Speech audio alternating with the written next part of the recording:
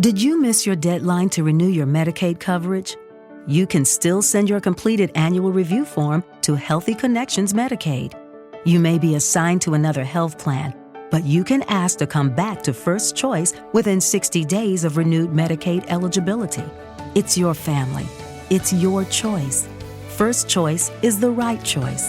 Renew and choose us. Visit selecthealthofsc.com/renew to learn more. Lean on us. We are here for you. You matter. You are not alone. Are you feeling overwhelmed? Not sure where to turn?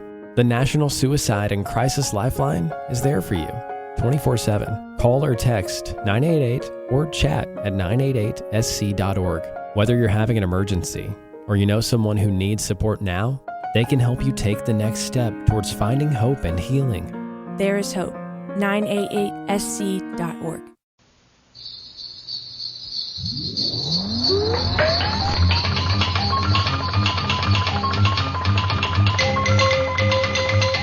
It's that time again when the mighty Memory Mobile goes clattering out of the barn, ready to set out on another historic trip back into the recent past, 1 year at a time. Stay with us for the music, the voices, and the sounds that turned us all on not so many years ago.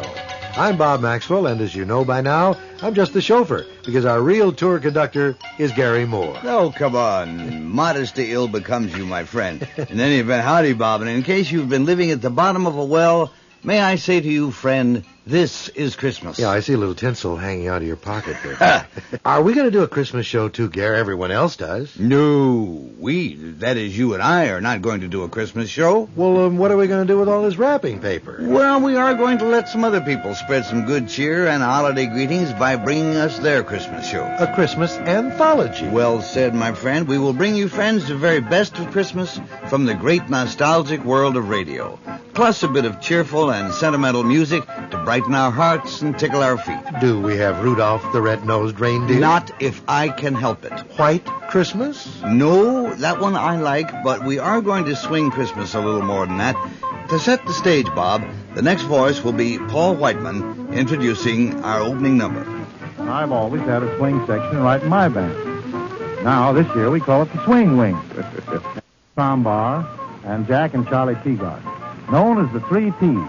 Incidentally, they will be featured in our next offering, Christmas Night in Harlem. Hallelujah. Hallelujah. What is that noise? Hallelujah. Sound like Jackson. Hallelujah. Hallelujah. Well, looky here. Hallelujah. Well, let me see. Say now, Jackson, last time I saw you, you were saying fairly well to Harlem. Oh, I done been to Harlem. I ain't going there no more. Well, you come back at the right time, man. It's Christmas up here. Christmas everywhere. Everywhere, Frank. Yeah, but not like it is up here in Harlem. No, well, tell me about it then. All right, here you go then. Every gal strutting with her bow. Through the streets covered white with snow. Happy cause everywhere they go. Well, it's Christmas night in Harlem. Black and tan, feeling mighty good. That old colored neighborhood. Here and now, be it understood, it's Christmas night in Harlem.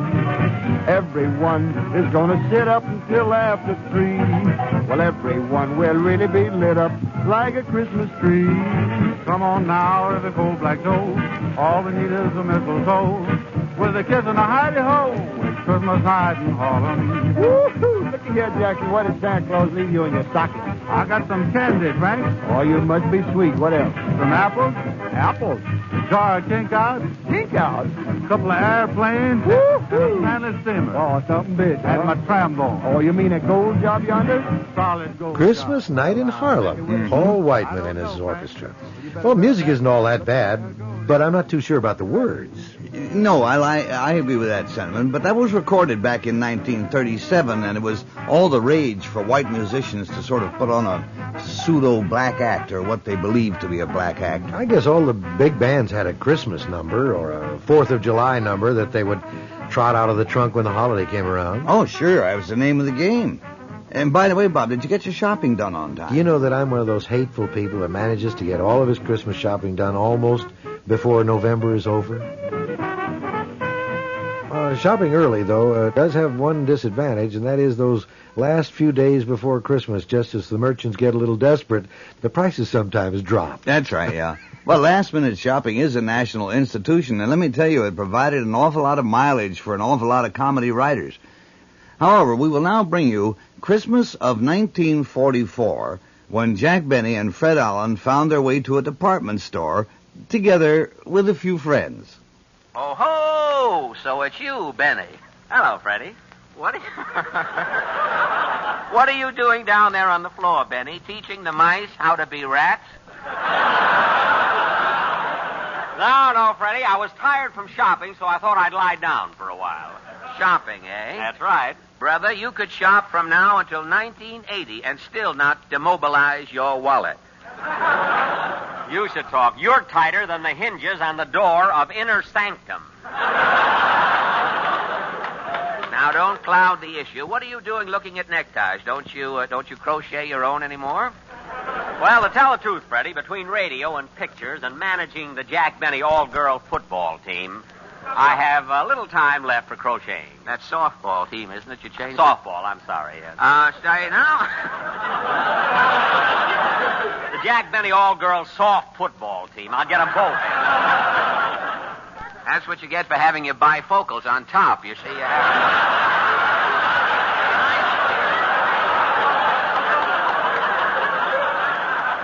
You put them on top so you can read all the comedy lines. I know. They're great. Say, I saw your team... I got the bottom one so I can see what I'm whistling at. Go out with Little Women, though. Say, I saw your... We'll be here all night, you know. I saw your team play the other night, Jackie. Who was that shortstop? Her arms looked like buggy whips, and she had no calves in her legs. That was me. My regular shortstop was home having a baby. By the way, Freddie, what are you doing at the necktie counter? Well, I know several people with necks, so I thought I'd get them... something to rest their Adam's apples on. Well, personally, I don't see anything here that appeals to my good taste. Oh, you don't, Listen, Jackson, you took up my time, picked out a tie, so hand over the 59 cents. Never mind. And you bit my ankle. Well, you can't charge me for that. I didn't like it. Listen, Jack, did you buy one of those 59-cent dish rag foulards as a gift? Oh, it's for a friend of mine who writes a lot. I thought he might like it for a pen wiper. I wouldn't wipe my razor on one of those.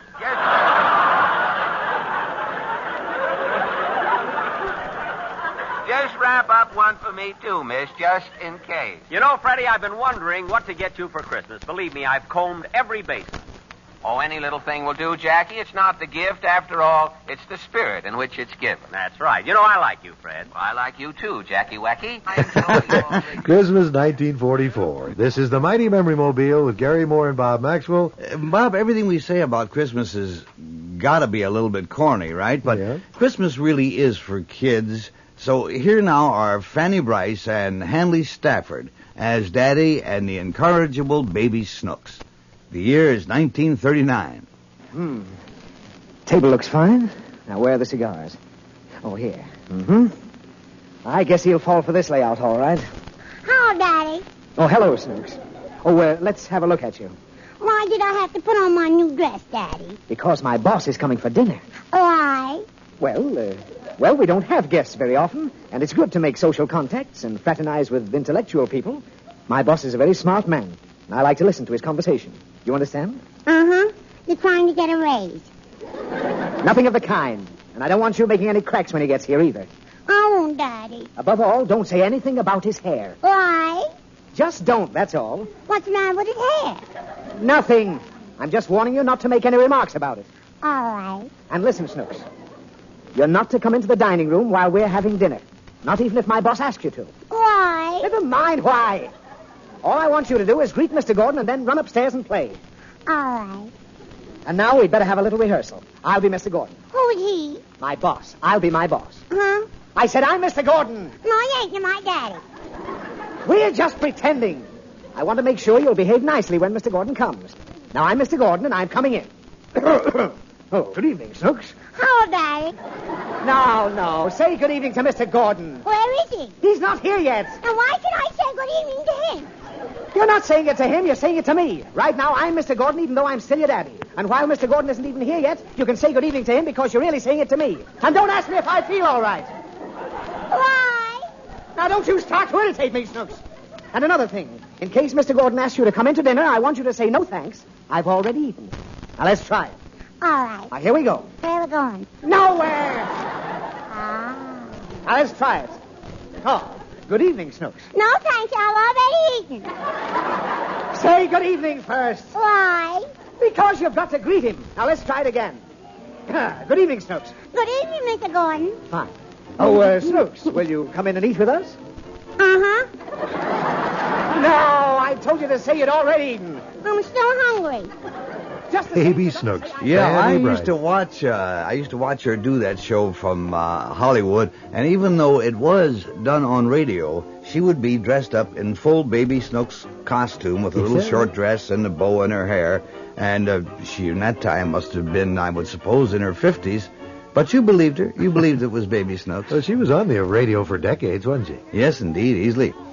Now, here's a little rinky-dink tune that goes great with holidays, and this one is, are you ready? Irving Aronson and his Commanders. Oh. From the year 1926.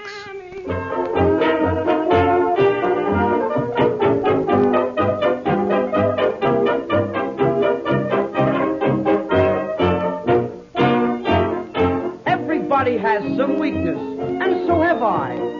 Something I long for, I'm mighty strong for. It's my only dissipation, I won't deny. You would never guess what brings me happiness.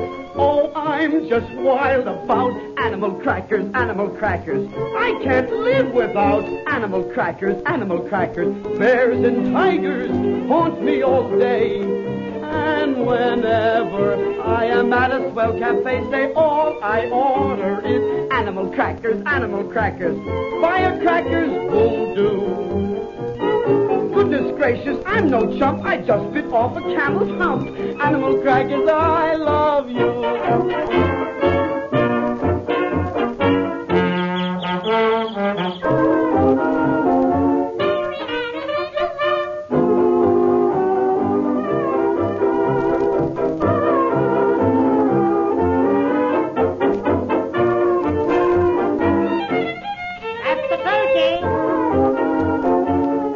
Where do you get that stuff?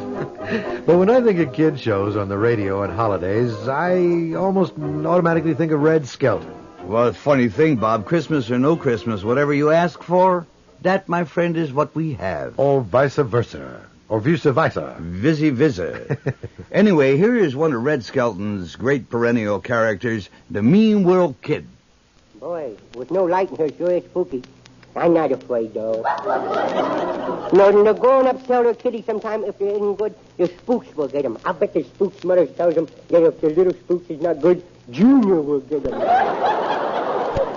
I'm not sleepy, so I could just want to lay here and wake and just sort of mosey and lazy around a bit, you know. Who's at the window? Who is it? It's me, Junior, the Sandman. Well, you ain't going to slip me no Mickey tonight. Get away. Let me in. Now, you get out of me bedroom. What do you want anyhow? Oh, to put you to sleep. Well, I don't want any of you, old Sand. I couldn't keep my eyes open all day. What do you put in that stuff, cement? Yeah, well, you're the only little boy that ever complained about my service. Oh? But you wouldn't want to put me out of business, would you? Well, you trying to retire me, ain't you? Hey, that sand of yours, it's no good. It just puts me to sleep, and I don't dream of nothing. 8 hours of me widow atomic life just wasted away. Well, sir, I'll tell you what. What? I have some new magic post-war sand. Yeah? It will put you to sleep and make you dream of all the good things you've done. Kind of silly to waste it on such a short dream, ain't it? Then how about the dream sand of knowledge? What's that? You dream, and all the questions you've had on your mind will be answered. Okay, if it's the same price as the other stuff, I don't want to pay that black market price, you know. Oh, it's the same price as the other. Okay. You did that, me, John boy. Let me have it right in the picture. Now, open your eyes wide. They open. Some for the right eye, and some for the left eye. Now you're getting drowsy. Your eyes are starting to burn. Think of all the questions you wanted answered. Now go to sleep and learn. I'm going to sleep now, Grandma. And that, of course, was one of the great clowns of all time in one of his many, many characterizations, Red Skelton. Who are we going to invite to our Christmas party, Gare? Well, for beginners, we've got a absolutely unbeatable combination. Happens that my favorite gal singer in all the world is Carmen McRae. Mm-hmm. And here we have Carmen teamed up with Sammy Davis in a number that brings the holiday season to mind year after year after year. That's nice. Now we're inside. Did you have a good time tonight, Carmen? Oh, I had a wonderful time, Sam. Well, good. Well, I figured it'd be so much nicer here than outdoors, you know, where the fireplace is going. It's nice, it's cozy, it's warm and nice. Yeah, I really can't But stay. baby, it's cold outside. I've got to go But away. baby, it's cold outside. This evening has Been hoping that you drop in. so very nice. I'll hold your... Wake up at Holiday Inn Express to a can't-miss breakfast that's free with every stay. Count on all the hot, fresh coffee you need and an incredible breakfast buffet that has something for everyone, like eggs, cinnamon rolls, and even hot, fresh pancakes with all the toppings you crave. Next time, do yourself a favor and stay at a Holiday Inn Express with a can't-miss breakfast that's free with every stay. So, when you wake up at Holiday Inn Express, you'll wake up happy. A part of IHG Hotels and Resorts. Her hands, they're just like My ice. mother will start to Beautiful, worry, what's your and hurry? Father will be pacing the floor. Listen to that fireplace So roar. really I'd better scurry. Beautiful, please don't Well, hurry. maybe just a half a drink more. Put some records on while I The pour. neighbors might But think, baby, it's bad out there. say, what's No in this cabs drink? to be had out there. I wish I knew Your how eyes are like starlight to now. break the spell. I'll take your hat, your hair looks I swell. ought to say no, no, no. Mind if I move in closer? At least I'm gonna say that I tried. What's the sense of hurting my I pride? really can't Oh, say. baby, don't hold out. But it's cold outside. Sammy Davis and Carmen McRae and Frank Lesser's Baby It's Cold Outside. I guess that is a kind of a Christmas song, isn't it? Everybody else is playing carols on their show, and you say to yourself, well, what can I do that says winter and snow, but still isn't jingle bells? It's something a little different. So everybody thinks of the same thing that's different, and so they all end up doing Baby It's Cold Outside. And speaking of different, here's your pal, Henry Morgan. And Henry Morgan is different. There's only room in this world for one Henry Morgan. But we are lucky that we have him indeed. This is an excerpt from a Here's Morgan show, and it was something that he did just a day or two before Christmas, and it was, I believe, the year 1948. Speaking of Junior, have you noticed how all the advertisements for kids' toys point out that the toys are real washing machines, real typewriters, real bear trap for Junior.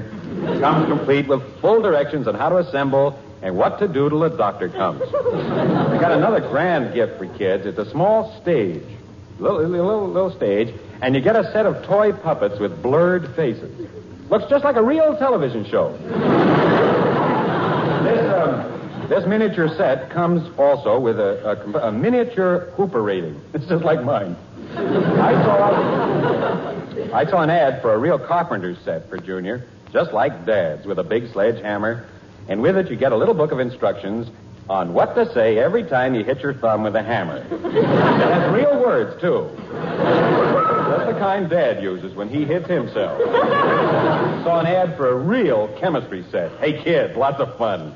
Be your own pharmacist with this miniature drugstore. Just like the druggist on the corner, you, too, can be a chemist and make your own malteds.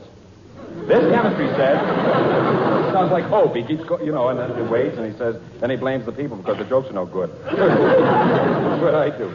This chemistry set also, what do you say? This chemistry set also comes equipped with a toy atom bomb and a set of real loyalty questions.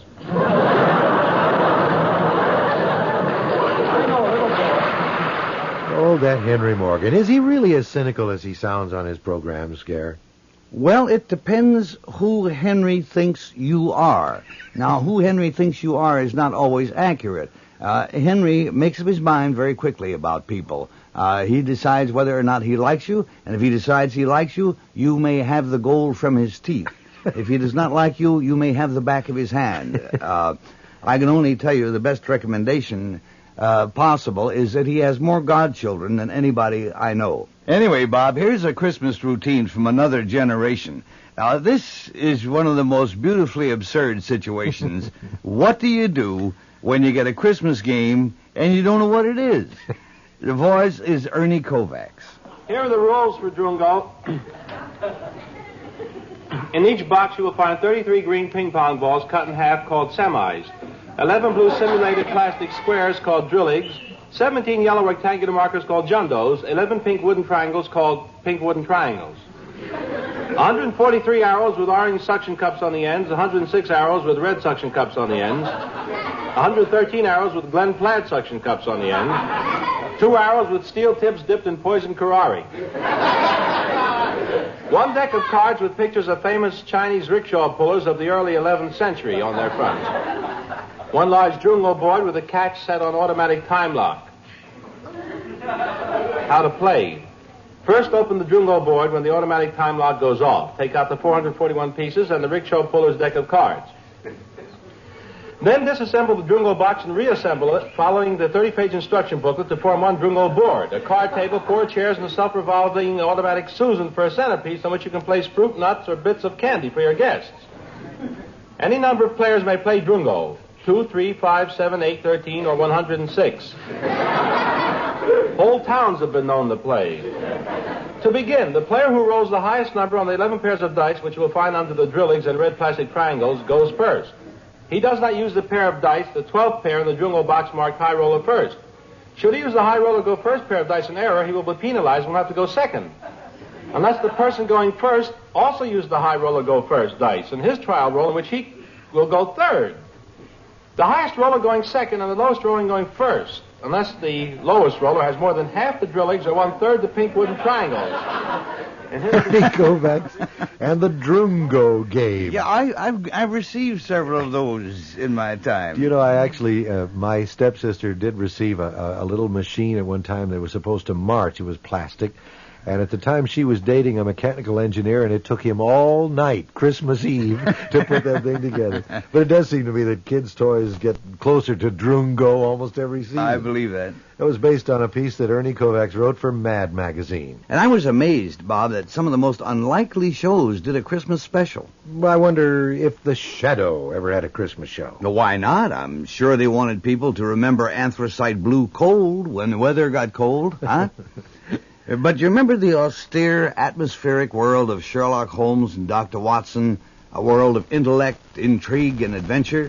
You know, you sort of get the picture. Yeah. But on Christmas of 1945, Dr. Watson, of all unlikely people, Dr. Watson dressed up as Santa Claus. And the quality on this tape isn't great, but here it is.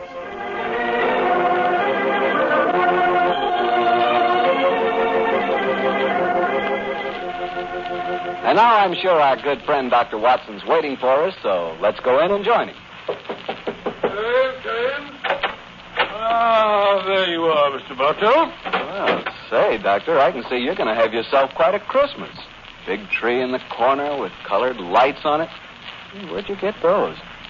Table covered with presents? You must be mighty popular. Oh, they aren't all for me, my boy. You see, I'm having a Christmas party tomorrow for my housekeeper's little nieces. Oh. I'm going to dress up as Santa Claus for them. I'm sure you look very convincing in the part. By the way, Doctor, I brought you a little present. Here it is. I hope you like it. Oh, that's kind of you, Mr. Martell. I got one for you, too, but you mustn't open it until tomorrow. Here you are, my boy. Thanks a lot, Doctor. And now, how's about tonight's story? Last week you told us you'd chosen an adventure with a lot of Christmassy atmosphere. Yes, Mr. Bartell. My story begins on another Christmas Eve, many, many years ago. To be exact, in 1886. At the time the adventure occurred, I must confess I didn't quite understand what was going on myself. In fact, I never did make head or tail of it until Holmes took pity on me later and explained the whole thing. But I shan't try to confuse you, Mr. Bartell. I'll tell you the story exactly as it happened. Right you are, Doctor. Let's go. Very well. On that Christmas Eve in '86, I was standing in our Baker Street rooms, dressed in the costume of Santa Claus.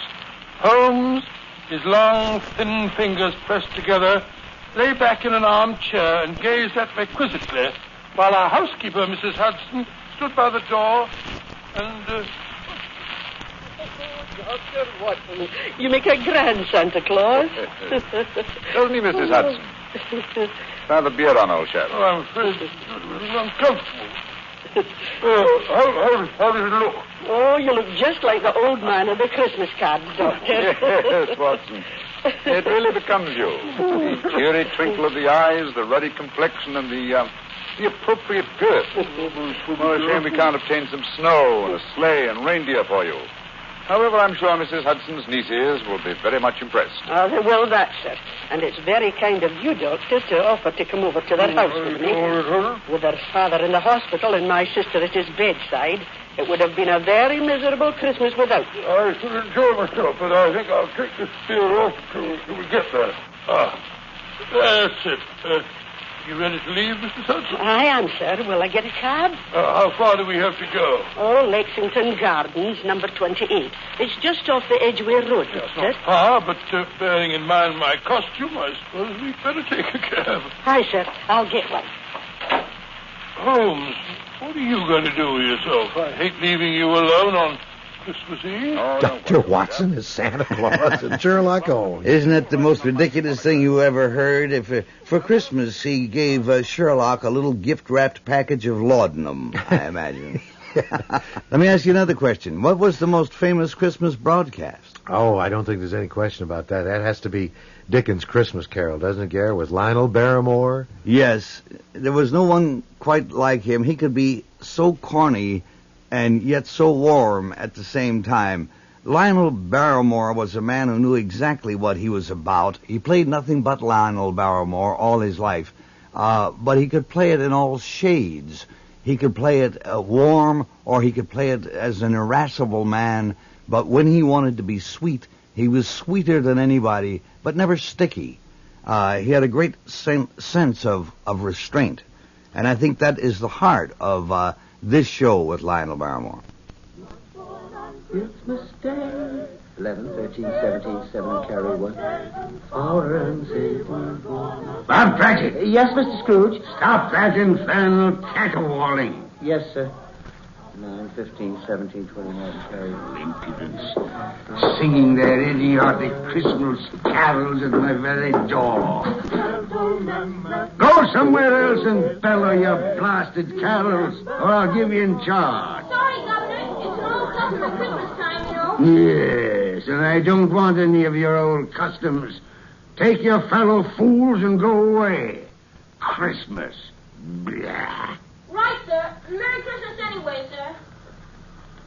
A Merry Christmas, Uncle. A Merry Christmas, Bob. Merry Christmas, Mr. Fred. God save you, Uncle. Humbug. Christmas a humbug, Uncle? Now, I'm sure you don't mean that. I mean just that. Exactly that. Merry Christmas. What right have you to be merry? What reason have you? You're poor enough. Well, what right have you to be dismal about Christmas, Uncle? You're rich enough. Now, Uncle, don't be cross. Well, what else can I be when I live in such a world of fools? What's Christmas to you but a time for paying bills without money? Merry Christmas. A time for finding yourself a year older and not an hour richer. If I could work my will, every idiot who goes about with Merry Christmas on his lips would be boiled with his own pudding and buried with a stake of holly through his heart. He should. Uncle? Nephew, keep your Christmas in your own way and let me keep it in mine. Keep it, but you don't keep it, Uncle. Well, let me leave it alone then. What do you want? A Christmas gift, I've no doubt. I came to wish you a Merry Christmas, Uncle. A Merry Christmas. Much good may Christmas do you. Much good it ever has done you. There are many things from which I derive good by which I have not profited materially, I dare say, Uncle. Christmas among the rest. But I have always thought of Christmas time as a good time. A kind, forgiving, charitable, pleasant time And therefore, Uncle, though it has never put a scrap of gold or silver in my pocket, I believe it has done me good and will do me good. And I say, God bless it. God bless Christmas. Hurrah! Let me hear another sound out of you there, Bob Cratchit, and you'll keep your Christmas by losing your situation. As to you, nephew, I wonder you don't go into Parliament. You talk enough nonsense. Don't be angry, Uncle. I want nothing from you. I ask nothing of you. Why can't we be friends? Good afternoon. Well, I'm sorry you feel that way. I've tried. A Merry Christmas to you, Uncle. Good afternoon. And a Happy New Year, too. Humbug. And a Merry Christmas to you, Bob, and the missus, and to Tiny Tim. Thank you, Mr. Fred. Same to you, sir. Good day, sir. Good day, Bob. Nonsense. Twaddle. Blummery. Talking of Christmas and not 2 sixpences to jingle together in his trousers pocket. You there, Bob Cratchit. Come here. What are you doing there? I was only putting a bit more coal on the fire, Mr. Scrooge, seeing it's so cold in there, sir. Well, you put that coal back into the scuttle. A fire. A fire, indeed. I can tell you, if you use coal at that rate, you and I will soon be parting company, Bob Cratchit. You understand that? There's many a young fella like your situation, you know. Oh, I'm sorry, sir. My fingers were getting a little stiff with the cold. Then put on your mittens. There's someone at the door. See who it is. Yes, sir. Good afternoon, sir. Good afternoon. This is the firm of Scrooge and Marley. Yes, sir. I should like to see the head of the firm, if I may. Oh, very good, sir. What is it? A gentleman to see you, Mr. Scrooge. Huh? Have I the pleasure of addressing Mr. Scrooge or Mr. Marley? Marley's been dead these 7 years tonight. Wake up at Holiday Inn Express to a can't-miss breakfast that's free with every stay. Count on all the hot, fresh coffee you need and an incredible breakfast buffet that has something for everyone, like eggs, cinnamon rolls, and even hot, fresh pancakes with all the toppings you crave. Next time, do yourself a favor and stay at a Holiday Inn Express with a can't-miss breakfast that's free with every stay. So, when you wake up at Holiday Inn Express, you'll wake up happy. A part of IHG Hotels and Resorts. This morning in North Carolina, wheels are spinning. Determination is winning. A passion is now a thriving business, and it shows no signs of slowing down. How? The power of a conversation, like the one Clint Spiegel had with First Horizon Bank about starting a bike wheel manufacturing facility in Asheville. Now it's not just talk, it's rubber meets road. First Horizon Bank. Let's find a way. Go to firsthorizon.com/Clint. First Horizon Bank, member FDIC. I'm Scrooge. Well, now, Mr. Scrooge, at this season of the year, it's only fitting that we who are more fortunate should raise a fund to buy the poor some meat and drink and means of warmth. You may not believe it, sir, but many thousands are now in want of common necessities, and hundreds of thousands are in want of the simplest comforts, sir. Are there no prisons? There are plenty of prisons, sir. And the workhouses? They're still in operation, I trust. I wish I could say they are not. But they are, sir. The treadmill and the poor law are in full vigor, then? Both very busy, sir. Oh, well, I'm very glad to hear that. I was afraid from what you said at first that something had occurred to stop them in their useful cause. No, sir, all these institutions that you mention are flourishing. But it's nevertheless true that some additional provision for the poor and the destitute must be made. Nah. A few of us upon change are endeavoring to raise such a fund, you see. And what shall I put you down for? Nothing. Oh, I see. You wish to be anonymous, sir. I wish to be let alone. I don't make merry myself at Christmas time, and I can't afford to keep a lot of idle people and make them... That was A Christmas Carol, the classic Christmas radio show with Lionel Barrymore. I guess that program must have been on the air for 25 years. Every Christmas, you look forward to Lionel Barrymore as Scrooge. Well, we still have a little serious matter. Despite all the good cheer that radio could manufacture, not all of our Christmases were merry and bright. For example, do you remember these far-off little voices? I can truthfully say to you all that we children at home are full of cheerfulness and courage. We are trying to do all we can to help our gallant sailors, soldiers, and airmen. And when peace comes, remember, it will be for us, the children of today, to make the world of tomorrow a better and happier place. My sister is by my side, and we are both going to say good night to you. Come on, Margaret. Good night, children. Good night, and good luck to you all. Wow, that does come from the past, Gare. Princess Elizabeth and Princess Margaret. That must have been broadcast during the war. If I'm correct, that was 1939, when Europe was at war, but we were not. And even for us, it was indeed an anxious Christmas. I remember the Christmas of 1941. I was spending the time in Detroit and working. You remember doing Christmas shows live on radio, Gare, and you had to be there. There was no way you could transcribe them and send them in or record them or tape them or anything. No, that's right, and everybody was very much in the Christmas spirit. Especially the stagehands. It seems to me back in 1941, the President Roosevelt broadcast one of his famous fireside chats. Yeah, he did. The war was less than 3 weeks old when President Roosevelt went on the air on Christmas Eve. There are many men and women in America, sincere and faithful men and women, who are asking themselves this Christmas, how can we light our tree? How can we give our gifts? How can we meet and worship with love and with uplifted spirit and heart in a world at war, a world of fighting and suffering and death?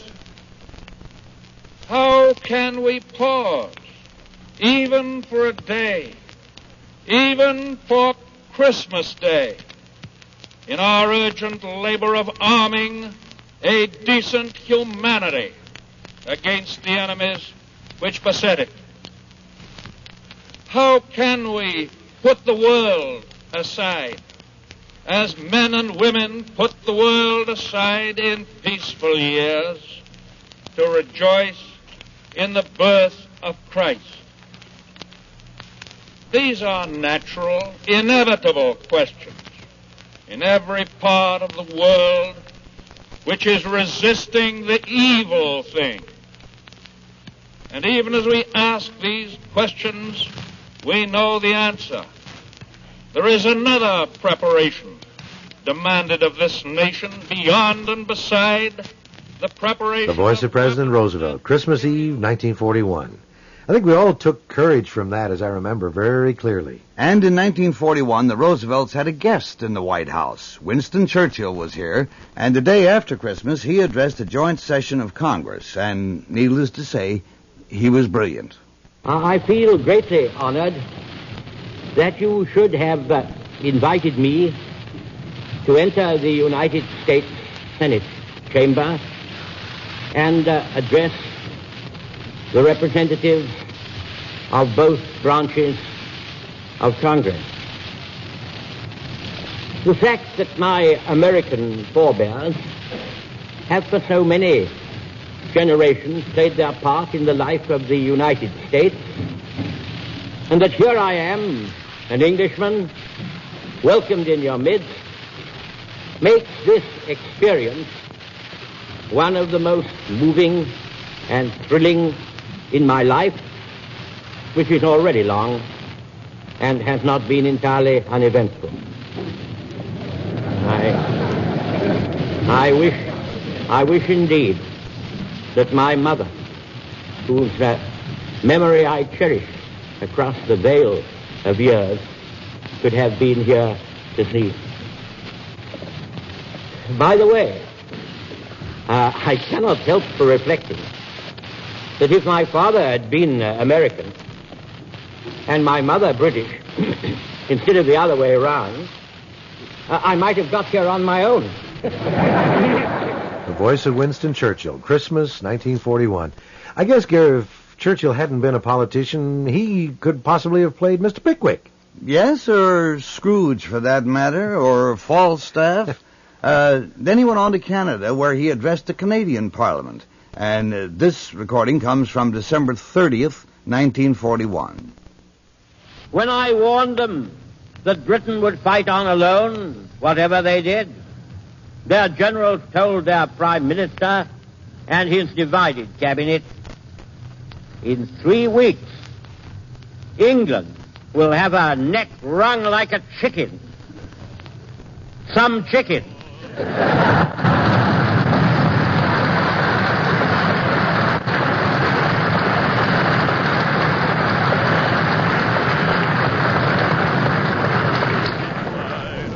come next.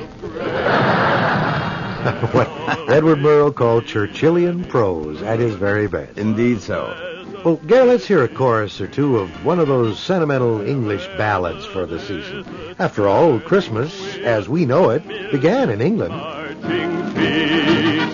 Red, white, and blue, what does it mean to you? Surely you're proud, shouted aloud, Britain's awake. The Empire too, we can depend on you. Freedom remains, these are the chains nothing can break. There'll always be an England, and England shall be free. If England means as much to That was from our first wartime Christmas, 1941. Well, let's have another song, Bob, to set the stage for what's to follow. Here's that great Joe Stafford. Oh,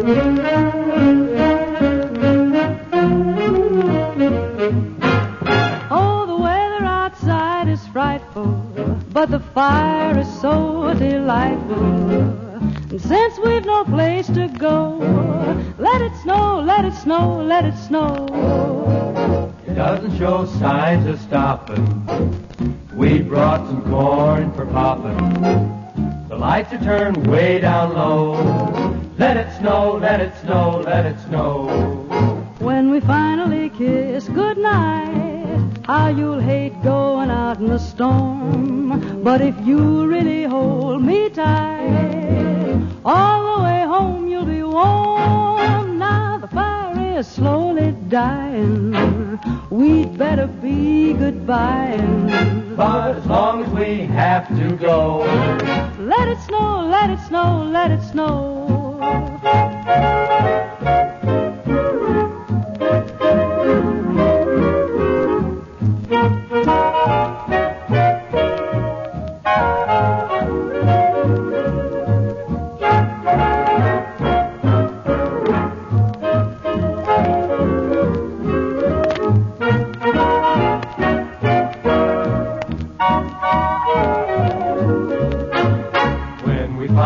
kiss goodnight.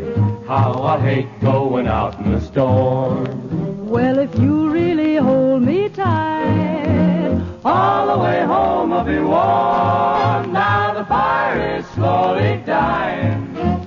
We'd better be goodbye. But as long as we have to go, let it snow, let it snow, let it snow. Joe Stafford. Yeah. The next number from our anthology of other people's Christmas shows. This is a program that first went on the air for NBC in 1930.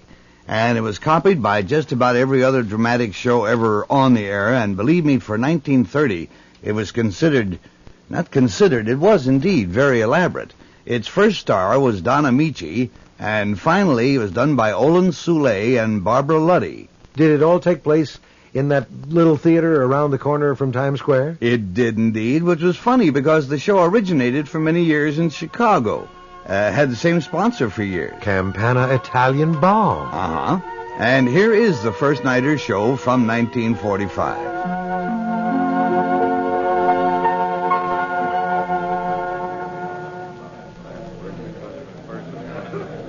What is your name? Josiah, son of Obed, son of Asa, the son of Zacharias, the son of... Hold. Caesar does not ask who your ancestors were. Give me only your name. Josiah of Bethlehem. The name of your wife? Leah. Your trade and the number of your children. I am a shepherd with 7 children. My flock's in the hills nearby, and Enough. How much property do you own? My house and 50 sheep. That is all. Who is the next? And what is your name? Joseph, the son of Jacob, the son of Matan, the son of Eliezer. Hold. Must every Jew who registers recite his lineage to me? Did you not hear me say that all I wanted was your name? But I am descended from the kings of Judea, from the great King David. I know. So is everyone in Bethlehem. But the Roman emperor cares nothing about that. This is a Roman census. I'm sorry. I could have been through the enrollment by now if you Jews were not so garrulous. Come, is this your wife? My name is Mary. I, too, am of the line of David. Your voice sounds tired. Have you come far? From the town of Nazareth in Galilee. Sit down on that bench and rest a moment. Thank you. Now, Joseph, what is your trade, how many children, and how much property? I am a carpenter. I have no property except my tools and the animal on which my wife has ridden from Nazareth. There are no children, as yet. Very well. That is all. Pardon, my lord, but we have no place to sleep. There was no room at the inn. Can you help me? The town is filled with those who return for the enrollment. I can do nothing. Oh, wait. Do you see that man talking with the soldier at the roadside? That is Simon, a rich merchant. He has a large house. He may have room for you. Thank you. Come, Mary. You have found a place for us to rest? We will ask for a place to rest. Pardon, sir. You're the merchant, Simon? Yes. What do you want? I am Joseph of Nazareth, and this is my wife, Mary. The Roman governor said you might have some room in your house where we could sleep. I have no room. The governor and his men are staying with me. If you only had some small corner where we could rest. My wife is very weary, sir. I have said that my house is filled. You may sleep in the stable if you wish. That is all I can do for you. The stable? Let us go there, Joseph. We have tried so many places. A stable, Mary? It is not what I would like. We must be content. Lift me up to the saddle. There. If you lead the way, the little beast will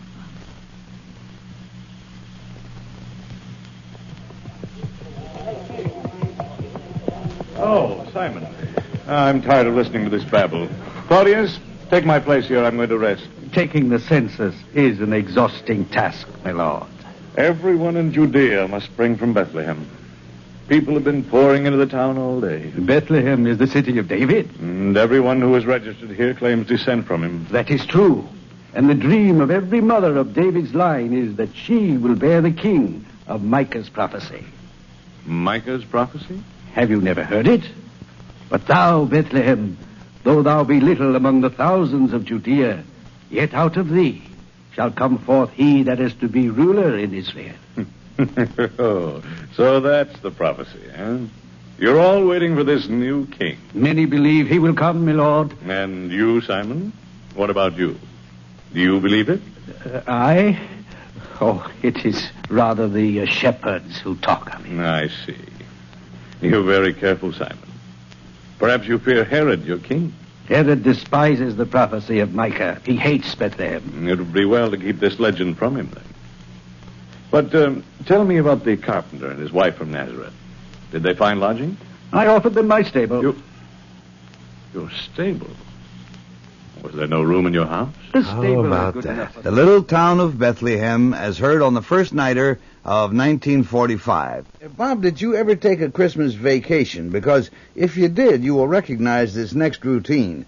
This is someone we've heard just once on the Mighty Memory Mobile, a very funny man, trying unsuccessfully to cope with everyday things. Well, Gare, that could be a lot of guys on radio. Well, then I guess I'm not doing him justice. He was a brilliant satirist. He did wonderful parodies. He was great. So here trying to take a Christmas vacation is the one and only Robert Benchley. Now, let's see if I've got everything in the trunk that's on this list. Blankets, overcoat, woolen socks, muffler, gloves, quilt, blankets, sweater, Mackinaw blanket. All there, I guess. I hope we like hot springs. Darling. Yes, dear? You better hurry. The train leaves in an hour. Have you got the ticket? So Jerry, my office boy, is picking him up for us at the Union Pacific. Hello? Hello, Mr. Benchley. This is Jerry. Yes, Jerry. Did you get the tickets? No, I got lost. How do you get to the Union Pacific? Where are you now? I'm at my girl's house. Then ask your girl. I can't. She doesn't live here anymore. Bright boy, Jerry. He'll find Union Pacific if it takes a whole vacation. That must be the man for the trunk. All right, I'm coming. Are you Mr. Benchley? That's right. You here for the trunks? Nah, I'm the piano tuner. Well, I didn't send for you. You got neighbors, haven't you? Listen, I'm in a hurry. We got to catch a train. Okay, then I'll get started right away. I'll just run up the scale. You better open the piano. Okay.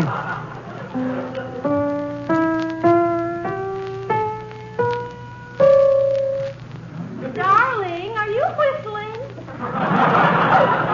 No, I'm playing the Ouija board.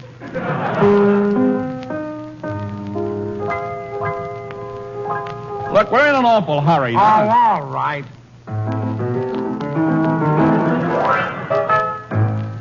Well, I'm in a hurry, but it isn't life and death. This piano's a tough job. I'll have to do this after my vacation. Where are you going? Hot Springs. So long. Hope he sends me a postcard. Now to get on with my grip. Hello. Hello, Mr. Benchley. This is Jerry. Have you found the station yet? No, but I got a good clue. A clue? Yeah, I'm trailing the locomotive. Well, if you can swim, we'd go on a cruise. Oh, we'll never get out of here. I'm coming.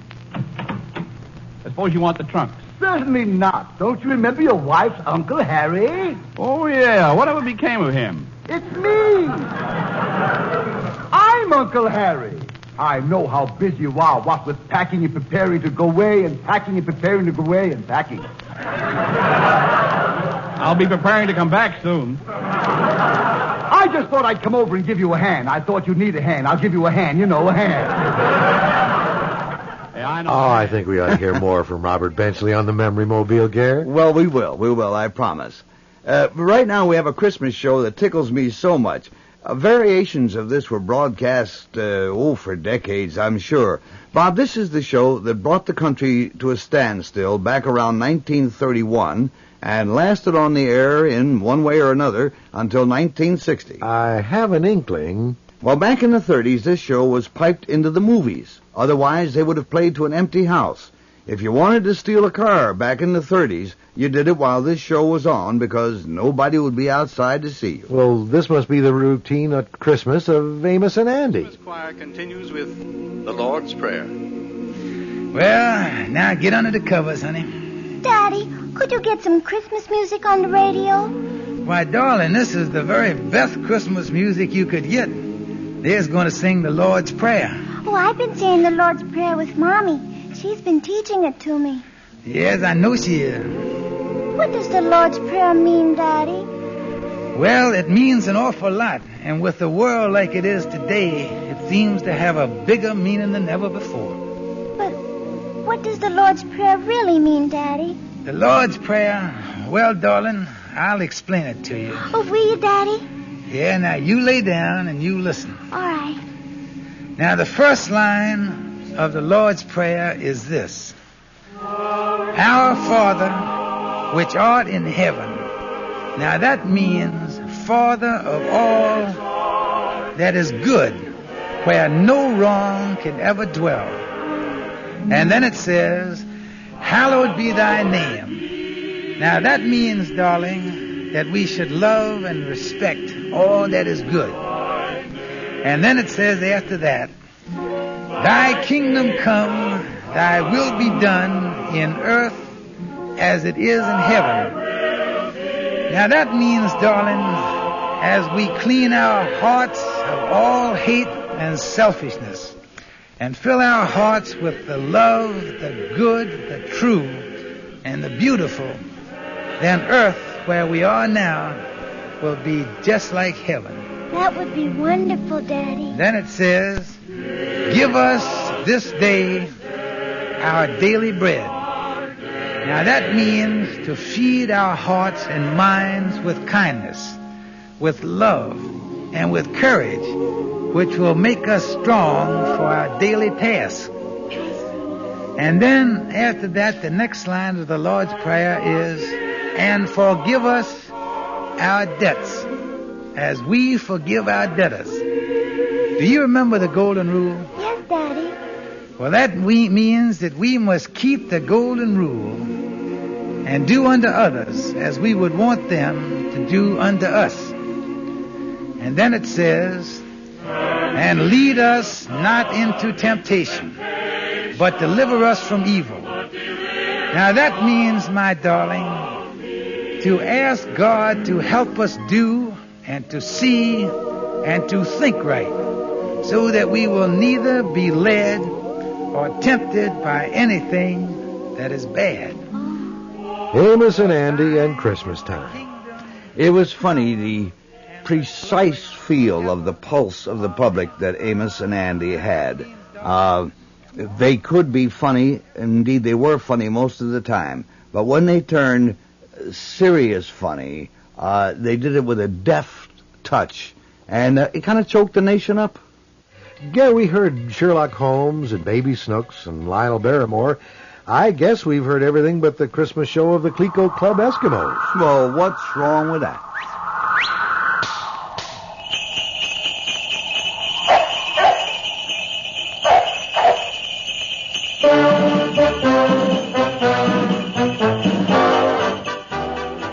Believe it or not, folks, those were the Clico Club Eskimos. That's what they were. But, Bob, that's just an overture for the pièce de résistance for this Christmas anthology. What we've been longing to hear all night. What our listeners have been writing to us about all of these months. All right, Gare, I give up. What is it? Well, Bob, how long since you heard the Mighty Allen Art Players? Must be at least 20 years. Well, we got them. Here they are. The Mighty Allen Art Players with their Christmas show of the year 1937. This is station NGNG, folks. Our next program will be... Just a minute, folks. Here's a bulletin from the Radio News Bureau. A rumor has just reached us that Santa Claus will not ride this Christmas. Unconfirmed reports ride throughout the country that Santa Claus is on sit-down strike. What's going on in Santa Claus's igloo? Stand by, folks. Assassinated Press is investigating the trouble, and we hope...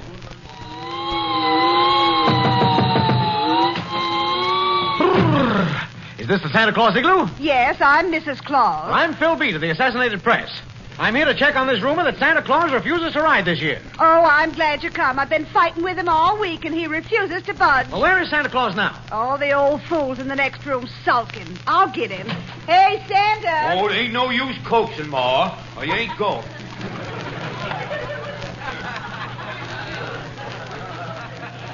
Come on out, stupid. You got company. Oh, well, what's on your mind, son? Well, I'm from the Assassinated Press, Santa Claus. Now, what's this I hear? No, I ain't riding now. But this is Christmas Eve. Trees are lit up. Millions of children have hung up their stockings. The whole world is waiting. Well, regardless, I ain't riding. Ain't no use, mister. He's stubborn. No, I ain't stubborn neither. I'm sick of being Santa Claus, holding the bag every year.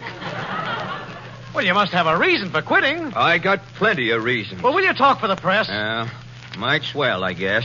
Well, now, Santa, why won't you ride tonight? Well, I'll tell you, son. It's a long story. I've been clausing it for 1937 years, son. I've been a-bringing presents, toys for kiddies, loud neckties and handkerchiefs for grown-ups, every Christmas trying to spread joy. But my efforts down through the ages has been a bit of disappointment. My intentions has been good, but my reward has been nothing but grief. The first trouble I had was in ancient Rome. It was Christmas Eve in the court of Nero. The emperor was playing a violin concerto.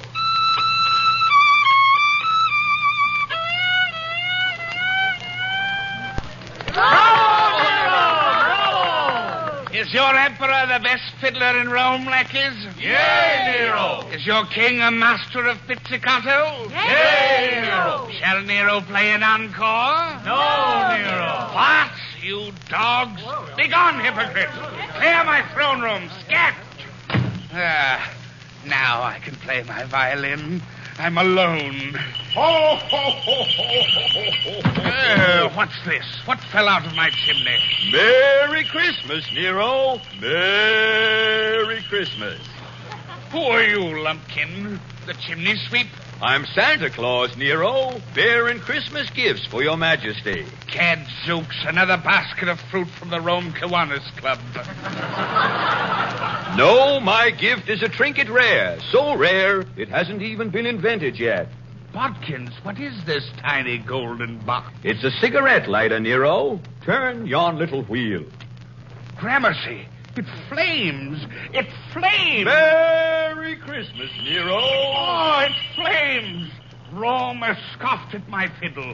Nero will have his revenge. Hey, watch that lighter, Nero. You're setting fire to the draperies. I'm setting fire to all Rome. Revenge! Look out! Revenge. Nero, be careful,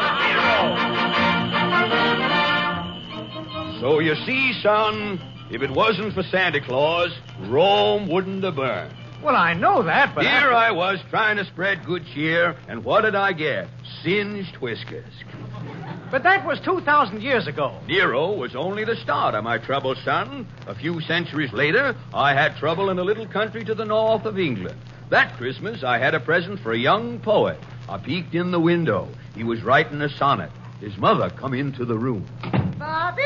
Bobby? Aye, Mother. It's time you were to bed, lad. I'm composing, Mother. Have you no heard I'm a poet? A poet at your age. Rubbish. I am Robbie Burns, the youngest poet in the glen. Are you concocting a limerick, lad? No, it's a song, Mother. Listen. By yon bonny banks and by yon bonny brae, where me and my true love were ever wont to... It's no finish. Can I think of a rhyme for bray? Pay. Pay in a Scotch song? Are you daft, Mother? 'Twill be last on the hit parade. Well, you'd better find a rhyme in a hurry and go to bed. Composing on Christmas. It's evil. Good night. Good night, Mother. Oh, a rhyme. Bray, play, day, Chevrolet. Ho, ho, ho, ho, ho, ho, ho, ho. Who are you coming out of that chimney? I'm Santa Claus, Bobby Burns. Merry Christmas. What's your business, Red Britches? I'm Santa Claus, Bobby. I brought you something here. A rhyming dictionary. Hootman, let me look. Aye, pray, ray, say, stray. Where me and my true love were ever wont to stray. Aye, a bonny rhyme, I've written a gem. Merry Christmas, Bobby. How much are you asking for the rhyming dictionary, Claus? It's Christmas, Bobby. I'm giving it to you.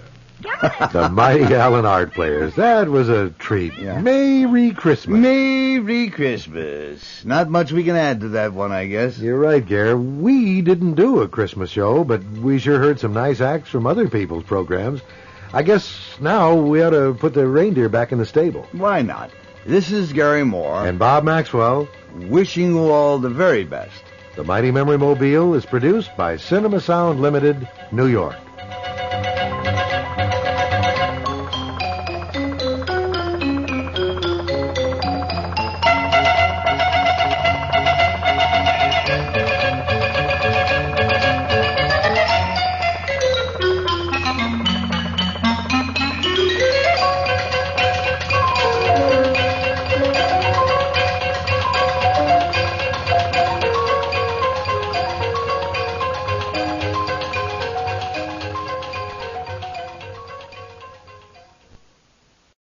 This morning in North Carolina, wheels are spinning. Determination is winning. A passion is now a thriving business, and it shows no signs of slowing down. How? The power of a conversation, like the one Clint Spiegel had with First Horizon Bank about starting a bike wheel manufacturing facility in Asheville. Now it's not just talk, it's rubber meets road. First Horizon Bank. Let's find a way. Go to firsthorizon.com/Clint. First Horizon Bank, member FDIC. Gather those you cherish most for a holiday tradition unlike any other. Don't miss the chance to celebrate the season with candlelight Christmas evenings at Biltmore. Experience America's largest home, illuminated in the soft glow of candles, crackling fireplaces, and warm holiday cheer. This is Christmas as it was meant to be. This is Christmas at Biltmore. Plan your visit at Biltmore.com.